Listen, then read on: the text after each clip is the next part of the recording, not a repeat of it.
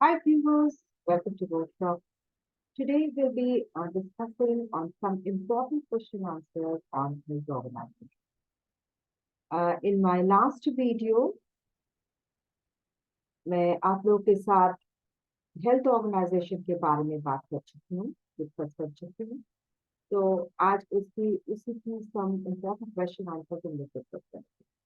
ठीक है?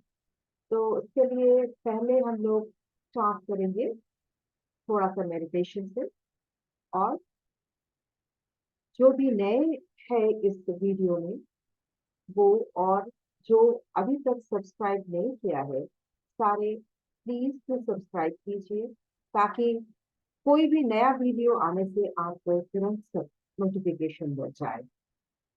और अगर आप वीडियो लाइक कर रहे हैं तो प्लीज लाइक बटन प्रेस कीजिए और शेयर करिए कीजिए अपने दोस्तों को, ताकि उन्हें भी ये वीडियो का लिंक मिल सके और उनको भी ये वीडियो देखने का मौका मिले।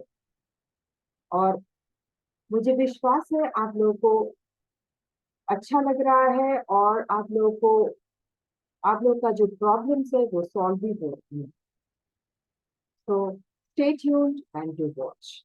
एंड हम लोग मेडिटेशन से शुरू करते हैं। पहले 1 मिनट हम लोग मेडिटेशन करेंगे और उसके बाद शुरू करेंगे। तो इसके लिए मेडिटेशन के लिए हम लोग कॉन्सेंट्रेट करते हैं एक पॉइंट पे स्लाइड के ऊपर। लाइट आपके शरीर में सबसे पार तक लाइट से प्रकाशित कर रहे हैं।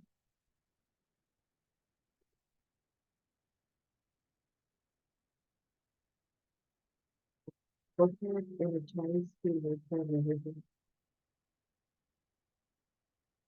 आपकी एनर्जी दोगुना हो गई है। ऐसा काफी फील कर रहे हैं। क्या दुनिया चुके हैं पृथ्वी और कई जगह है क्योंकि सफाई कर रहे हैं। तो आपके शरीर अच्छी से मेडिटेशन कर रहे हैं। एकदम फिर कर रहे हैं, अच्छी तरह कर रहे हैं, कुछ की कर रहे हैं। जिसको चल कर आपको फिर से सेंशन में रखेंगे। फिर भगवान को बोलेंगे, देखो कुछ हो जाएगा।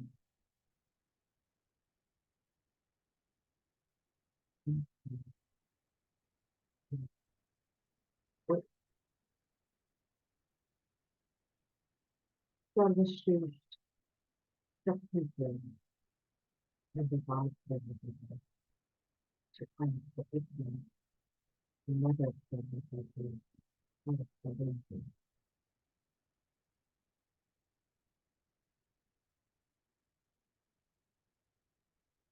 ठीक है? तो थैंक यू। और हम लोग आपसे क्वेश्चन आंसर से डिस्कशन करते हैं। तो पहला क्वेश्चन है, mention the first aids that should be given under the following situation. पहला फर्स्ट एड जो हम लोग को दिया जाता है, ये फॉलोइंग सिचुएशन में क्या क्या सिचुएशन में क्या क्या फर्स्ट एड दिया जाता है। पहला है for bleeding, for poisoning, for burns, for insect stings, for fractures, for snake bites, and for ice. Ice में कुछ हुआ तो ब्लीडिंग के लिए क्या फर्स्ट एड दिया जाता है? ब्लीडिंग के लिए हम लोग जो फर्स्ट एड दिया जाता है वो है applying pressure on the cut surface. जहाँ कट होता है वहां पे प्रेशर डाल के वो ब्लीडिंग को स्टॉप करने की कोशिश किया जाता है। तो वो होता है फर्स्ट एड। ठीक है? For poisoning, giving plenty of salt water to the patient to vomit, neutralizing the neutralizing the poison by antidote. तो पहले उनको बहुत ज्यादा सॉल्ट वाटर खिलाया जाता है, जो भी पॉइजनिंग हो गया है, जिसको भी पॉइजनिंग हो गया है, उसको बहुत ज्यादा सॉल्ट वाटर पिलाया जाता है, ताकि वो वॉमिट कर दे, ताकि वो उल्टी कर दे, ताकि वो पॉइजन जो है उसके बॉडी में वो निकल जाए, या फिर जो पॉइजन गया है अंदर उसको एंटीडोट डाल के उसको न्यूट्रलाइज किया जाता है। तो बर्न, अगर किसी को बर्न हो गया है, तो किसी को जलन हो गई है, जल गया है कोई जगह, और अगर माइनर बर्न हुआ तो भी फर्स्ट एड दिया जा सकता है। जब अगर बहुत ज्यादा मेजर बर्न है तो इमीडिएटली उसको हॉस्पिटलाइज करना। तो माइनर बर्न अगर हुआ तो उसको कोल्ड वाटर डालना पड़ेगा, वहां पे अफेक्टेड एरिया पे कोल्ड वाटर डालना पड़ेगा, applying ointment on the burn part. जहां जहां पे बर्न हो गया है, पहले कोल्ड वाटर डाल के उसके बाद ऑइंटमेंट डालना पड़ेगा जो बर्न पार्ट है वहां पे। फॉर इंसेक्ट स्टिंग, अगर कोई इंसेक्ट बाइट किया है तो वहां क्या करना चाहिए? उसको पहले आपको वहां बेकिंग सोडा डालना चाहिए, और या फिर लाइम डालना चाहिए वहां पे जहाँ पे इंसेक्ट स्टिंग किया है। फॉर फ्रैक्चर्स, अगर कहीं पे किसी का भी फ्रैक्चर हो गया है तो क्या करना चाहिए? उस पर्सन को लेटाया जाए comfortably, laying the person comfortably, removing the cloth from the affected part, and tying a sling if the bone is punctured. तो क्या होता है? Sling, sorry, time or sling, tying a sling if the bone is fractured. तो क्या किया जाता है? पहले उस आदमी को लेटाया जाता है कंफर्टेबली, जहाँ पे अफेक्टेड पार्ट है उस एरिया का क्लॉथ को निकाला जाए। कोई भी कपड़ा पहना हुआ है ना, तो जहाँ पे लग रहा है कि उसको अफेक्टेड हुआ है वही पार्ट को पहले वहाँ क्लॉथ को धीरे से उसको निकाला जाए। फिर जहाँ पे फ्रैक्चर लग रहा है वहां पे कुछ टाई करके, स्लिंग लगा के, स्लिंग मतलब एक रस्सी जैसा लगाया जाता है ना, कोई हाथ का फ्रैक्चर होता है तो उसको स्लिंग से लटकाया जाता है, तो वैसा एक स्लिंग लगा के उस एरिया को ज्यादा मूवमेंट ना किया गया, ना करना पाए, ऐसा प्रचेष्टा करना चाहिए। फिर फॉर स्नेक बाइट हुआ तो क्या फिर करना चाहिए? Squeezing out the blood from the wound, tying a tourniquet above the wound. क्या करता है? क्या करना है हम लोग को? अगर कोई स्नेक बाइट किया है तो जहां पे वो वुंड हुआ है वहां का ब्लड स्क्वीज करके निकाल फेंकना है, मतलब वो निचोड़ करके वो जगह को पूरा निचोड़ करके वो ब्लड पूरा फेंकना चाहिए, क्योंकि वो ब्लड पूरा पॉइजन होता है। तो उस एरिया का ब्लड आप देखे भी होंगे पिक्चर्स में भी, जहाँ पे कभी कोई स्नेक बाइट करता है तो उसको ब्लड को चूस करके, मतलब ब्लड को सक करके वो ब्लड फेंका जाता है। तो ऐसे ही उसको भी वैसे ही करना पड़ता है, ब्लड को वहां से वो वुंड के तरफ से, जो आसपास के वुंड के तरफ से जो भी ब्लड है उस साइड का, वो सारा स्क्वीज करके निकाला जाता है। फिर एक टॉर्निक्वेट वुंड के ऊपर बांधा जाता है। वो टॉर्निक्वेट क्या है? टॉर्निक्वेट एक बैंडेज होता है जिसको बांधा जाता है, use to control the circulation for a certain period of time, जो कि उसको ऐसा बांधना है ताकि सर्कुलेशन को, ब्लड सर्कुलेशन को कुछ पीरियड ऑफ टाइम के लिए कंट्रोल किया जाए। ऐसा टॉर्निक्वेट, ऐसा बैंडेज बांधना है जिसको टॉर्निक्वेट कहते हैं। ठीक है? फॉर आई, अगर आईज को कुछ अफेक्टेड हुआ, जैसे कि कुछ गिर गया आंख में, तो वो कैसे रिमूव किया जा सकता है? कोल्ड वाटर डाल के। कोल्ड वाटर अगर आप पूरा वॉश करें आई को कोल्ड वाटर से तो वो निकल जा सकता है। रब नहीं करता है, ज्यादा रबिंग नहीं करनी है, क्योंकि अगर कुछ भी ऐसा हो वो फैल सकता है आंखों में, कुछ ज्यादा मुसलधार कोई चीज हो, कुछ भी हो तो वो फैल सकता है, स्क्रैच भी हो सकता है इस आई से। तो रबिंग नहीं करना चाहिए, बल्कि उसको आई को वाटर दे के वॉश करना चाहिए। Right the steps for providing artificial breathing.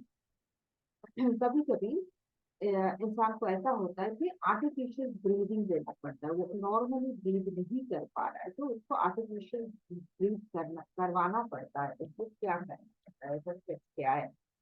तो इसको पहले क्या किया जाता है, पेशेंट को फ्लैट ऑन हिज बैक ले किया जाता है, मतलब सीधा सुलाया जाता है उसको, पीठ के बल पर सुलाया जाता है। Raising his chest by keeping a pillow under his head, उसका चेस्ट के नीचे, पीठ के नीचे, जिस चेस्ट जहाँ पोर्शन है, उसको थोड़ा सा ऊंचा किया जाता है, एक पिलो डाल के, पीठ के नीचे थोड़ा पिलो डाल के, शोल्डर के तले में एक पिलो डाल के थोड़ा चेस्ट को थोड़ा ऊंचा किया जाता है। Sitting near the patients head and move his arms up and down, उसके पेशेंट के हेड के साइड पे बैठ के उनका आर्म्स ऐसे ऊपर नीचे करवाया जाता है, अप एंड डाउन।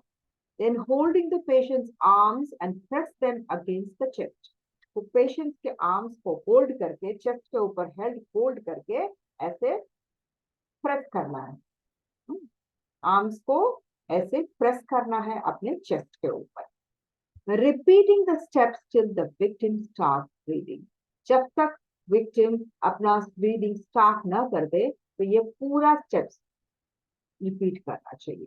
जैसे आर्म्स को ऊपर नीचे, फिर चेस्ट के ऊपर आर्म्स ऐसे डाल के उसको प्रेस करना, ये सब रिपीट करना है जब तक वो पर्सन पहले ब्रीथ अपने से नहीं कर पा रहा है तब तक। Mention the common health problems in India, health problems common क्या है हमारे इंडिया में? मेनली ये वैरी करता है इन इंडिया। अपने इंडिया में क्या होता है, बहुत सारा हैबिटेशन है, बहुत बड़ा कंट्री है, तो वहां पे जगह जगह पे हैबिटेशन डिफरेंट डिफरेंट है, तो उसके चलते डिजीजेस भी डिफरेंट डिफरेंट हो चुका है।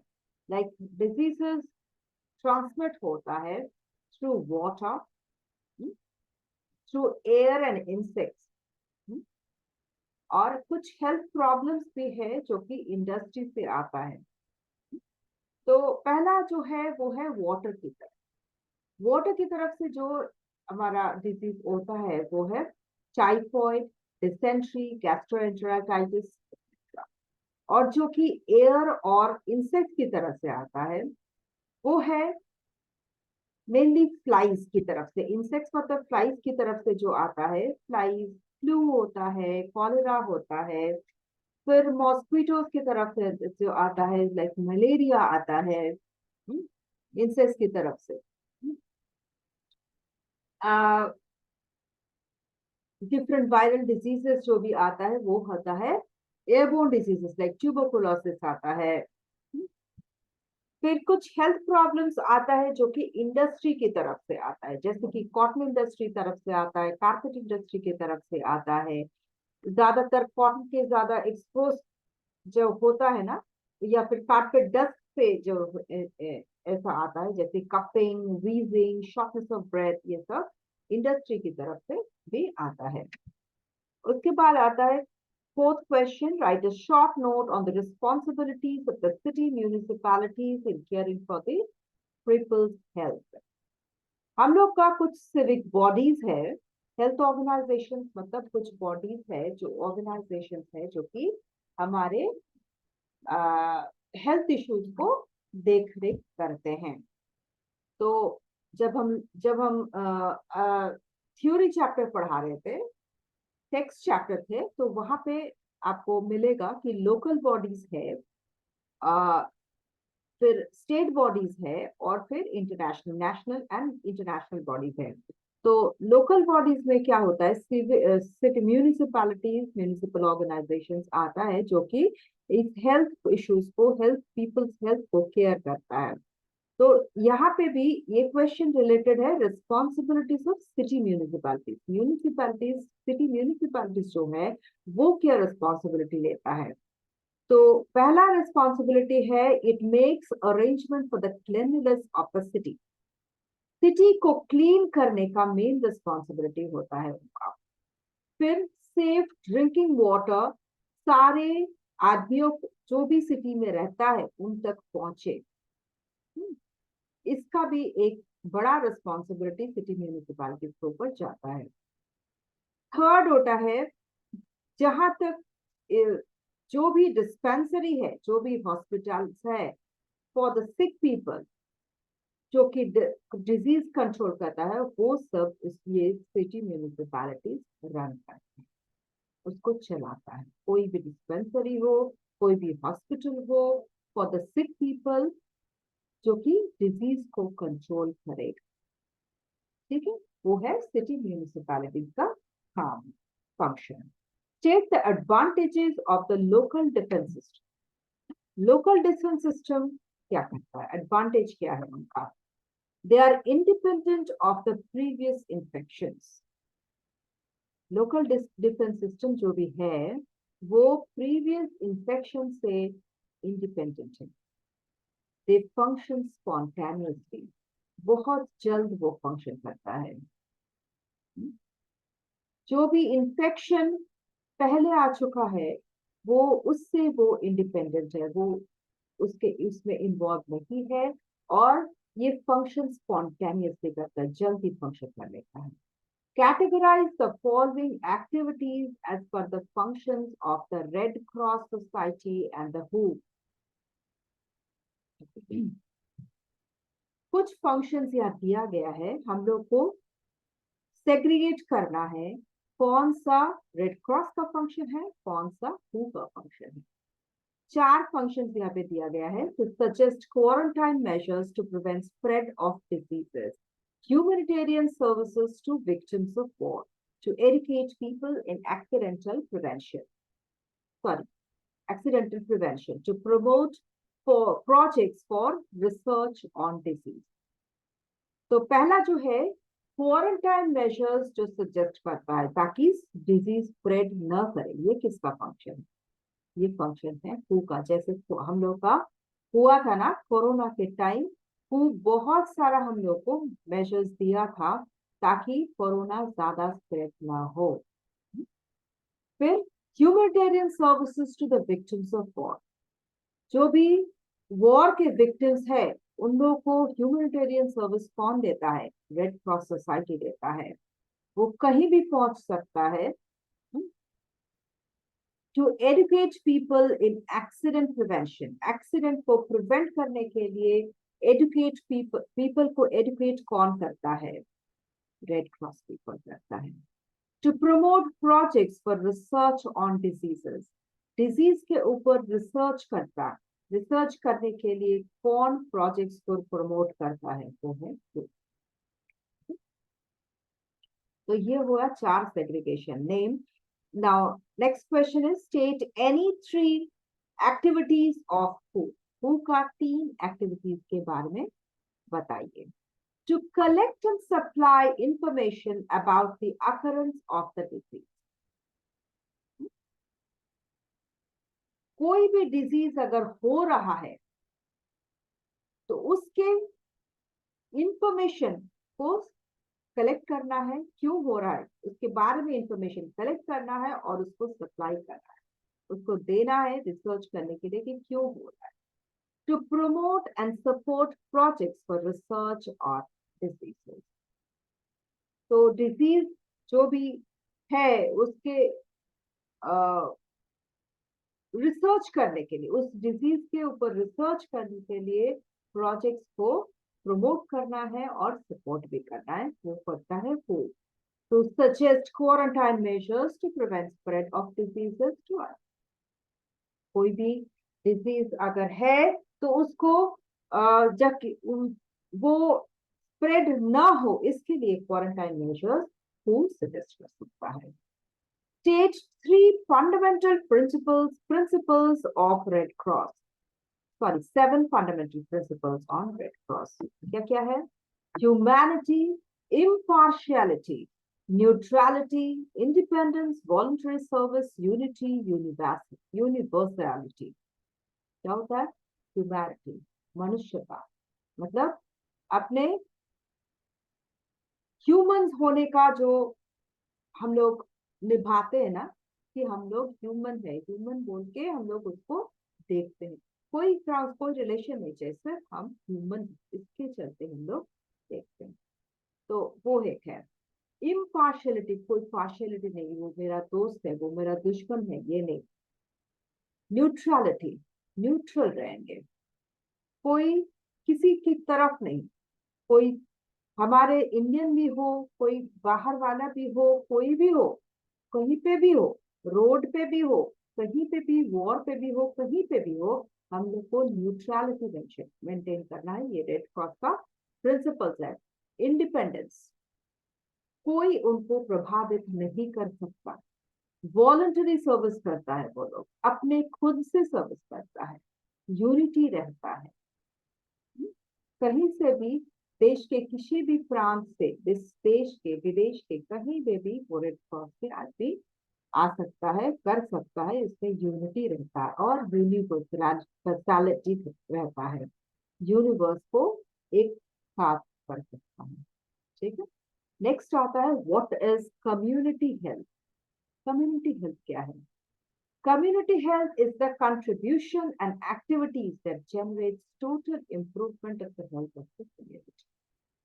वो होता है contribution and activities that generates total improvement. कोई भी contribute कर सकता है और कोई भी अपना खुद का परिश्रम दे सकता है, कर्म कर सकता है, जिससे टोटल हेल्थ इंप्रूवमेंट होता है। कम्युनिटी का, टोटल कम्युनिटी का हेल्थ इंप्रूवमेंट होता है, वो होता है कम्युनिटी। ठीक है। तो ये रहा आपका all question answers on this chapter, health organization. Waste management is left. Next video will be on waste management. And after finishing this chapter, waste management के बाद हम लोग क्लास 10 का सिलेबस शुरू करेंगे। ठीक है। So thank you for joining, and have a good day, and do meditate before you start your day, and do subscribe if you have not subscribed yet. Okay. Thank you for joining.